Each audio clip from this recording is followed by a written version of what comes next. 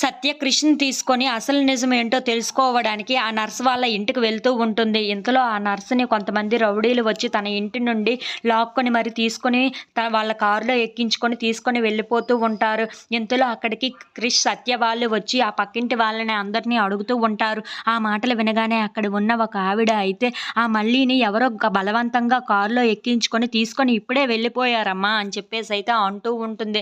ఆ మాటలు వినగానే అక్కడ ఉన్న సత్య, క్రిష్ వాళ్ళు అయితే ఒక్కసారిగా షాక్ అయిపోతూ ఉంటారు.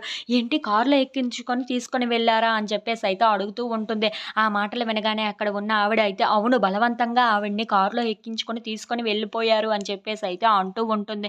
ఆ మాటలు వినగానే అక్కడ ఉన్న సత్య అయితే చాలా బాధపడుతూ ఇంటికి వచ్చేస్తూ ఉంటుంది. అది చూడగానే అక్కడ ఉన్న మహదేవయ్య అయితే ఇప్పటి వరకు నీ మీద నేను ఎలాంటి టార్గెట్ చేయలేదు. ఇక నుండి నేనంటే నీకు ఏంటో చూపిస్తాను. నువ్వు నా మీద ఎంత పగపట్టావని నాకు తెలియదు కదా! ఇక నుండి నేనంటే నీకు ఏంటో చూపిస్తాను. ఆ రుచి కూడా చూద్దువు గాని అని చెప్పేసైతే అంటూ ఉంటాడు. ఆ మాటలు వినగానే అక్కడ ఉన్న సత్య అయితే ఒక్కసారిగా షాక్ అయిపోతూ ఉంటుంది.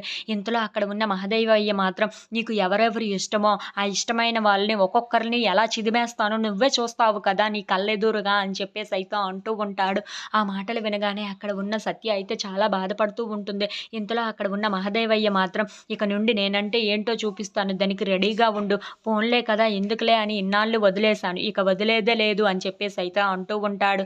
If you like this video please like, share and subscribe.